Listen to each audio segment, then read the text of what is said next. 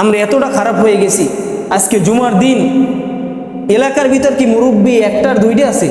কতগুলো আছে একাল খুন হয়ে গেছে, কবরের ভিতর পাও চলে গেছে, বলতে হয় না। তারপর বলি একটা নাফরমান নামাজ পড়তে আসে না। কথা বললে গায়ের ভিতর লাগতে পারে, হুজুর আপনি আমাকে নাফরমান বললেন, আপনি আমাকে মুনাফিক বললেন, কির জন্য বললেন? এই জন্য বলছি, আমি এই মসজিদে বসছি, আমি এই মেম্বারে বসছি, আমার নবী আমাকে বলছে তুমি তাদেরকে বুঝাও। আমি এই 3.5 বছর যাবৎ বুঝাইতেছি, এখন পর্যন্ত তোমার কানের ভিতর যায় না। তা তোমাকে কি বলবো?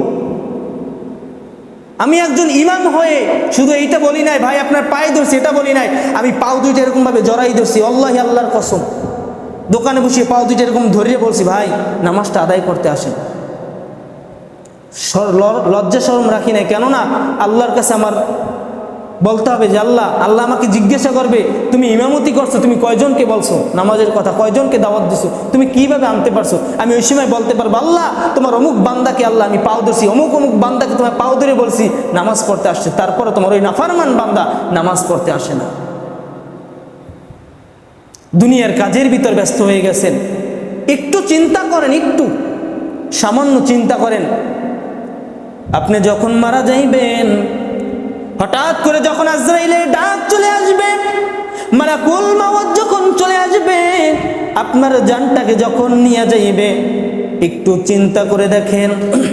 আপনাকে খাটের উপর শোয়াইবে, গোসল করবে, আপনাকে শেষ বিদায় দেবে, কিন্তু আপনি সারা দিন যদি আপনি সবসময় যদি তাদেরকে ডাক দেন, কেউ শুনবে কিনা?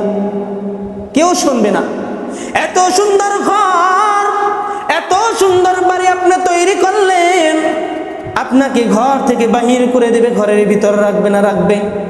ঘরের ভিতর রাখবে না। যখন আপনার শ্বাসটা বন্ধ হয়ে যাবে, নিঃশ্বাস বন্ধ হয়ে যাবে, চোখ দুইটা বন্ধ হয়ে যাবে, যখন শরীরটা ঠান্ডা হয়ে যাবে, আপনাকে 1 সেকেন্ডের জন্য আর ঘরের ভিতর রাখবে না।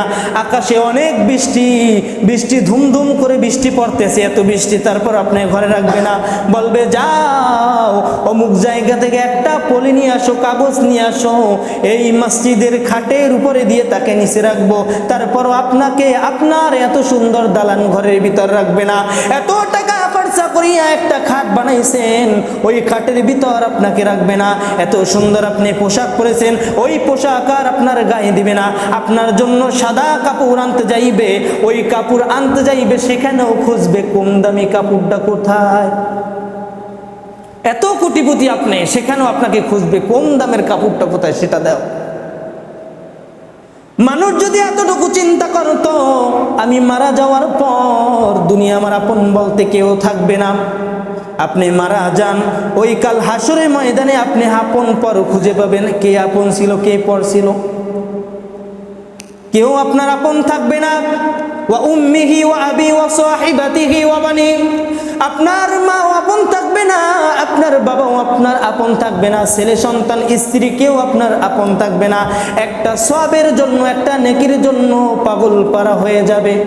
আর আজকে আমাদের ভিতরে এমন অবস্থা হয়ে গেছে, সওয়াব আদায় করার জন্য কেউ প্রতিযোগিতা করে না। আগে প্রতিযোগিতা করত, কিভাবে সওয়াব আদায় করা যায়, সেরকমভাবে প্রতিযোগিতা, ওর চেয়ে আমি বেশি সওয়াব আদায় করব।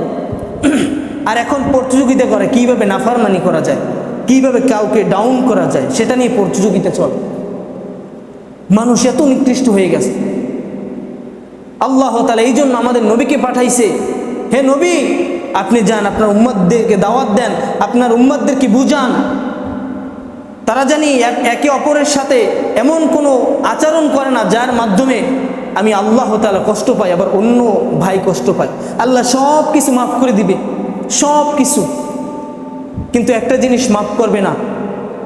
আপনি আপনার মুসলমান ভাইকে আপনি কষ্ট দিয়েছেন, আছে না আমার শক্তি বেশি, আমি মাজলুম, জুলুম করতেছি, মাজলুমের উপর জুলুম করতেছি, আছে না এরকম জুলুম করে, আমার টাকা পয়সা আছে, অমুকের কিছু ক্ষতি করতে আছে, আমার পাওয়ার আছে, কিন্তু কাল কিয়ামতের মাঠে তোমার ওই পাওয়ার কোথায় থাকবে? লিমানিল মুলকুল ইয়াউম লিল্লাহিল ওয়াহিদিল কাহ্হার। আল্লাহ বলবে এই মুলকের মালিক তাবারাকাল্লাযী বিয়াদিহিল মুলকু ওয়া হুয়া আলা কুল্লি শাইইন কাদির। আল্লাহ বলবে আজকে আসো, কোথায় তোমার বাদশাহী, কোথায় তোমার ক্ষমতা, দেখাও আমার সামনে। দেখাইতে পারবেন? পারবেন না। এই জন্য ভাই গভীরভাবে চিন্তা করেন, গভীরভাবে চিন্তা করেন। আজকে আমি আসি, এই নামাজের পর আমি নাও থাকতে পারি। এই নামাজের পর আমার এই দেহটা দুনিয়ার ভিতর আর না চলাচল করতে পারে, চলবে না, চোখ দুইটা চলবে না, মুখটা চলবে না, হাতটা চলবে না, আঙ্গুল নাড়াচাড়া করতে পারবেন না, মুখ থেকে ক্ষমতার কথা বলতে পারবেন না।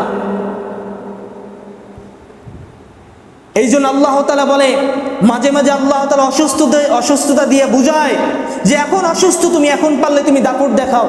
অসুস্থ হয়ে গেলে দাপট দেখাইতে পারে? ঘুম করে খাড়াই, আমার সামনে কি আছে, কেউ বলতে পারে? কারণ তার শরীরই তো লড়াচড়া কথা না, শেষ, ডাউন। আল্লাহ বুঝেই দেয় সময় আছে এখনো। প্রতিদিন মালাকুল মউত এসে আপনাকে আমাকে আইসা সতর্কবাণী দিয়ে যায় যে এখনো সময় আছে, সাইজ হয়ে যাও। কবরে গেলে কিন্তু ওখানে খবর আছে, এখনো সময় আছে, ভালো হয়ে যাও। আল্লাহ পথ দেখাই দিছে দুইটা, একটা জাহান্নামের পথ, একটা জান্নাতের পথ। তোমার পথ তুমি বেছে নাও। এই জন্য বলি, দুনিয়াটা হলো পরীক্ষার হল, পরকালে তার পাবে ফল। আল্লাহ তাআলা দুনিয়ার ভিতর পরীক্ষার হলে আল্লাহ তাআলা প্রশ্ন ফাঁস করে দিয়েছে, প্রশ্ন ফাঁস করে দিয়েছে।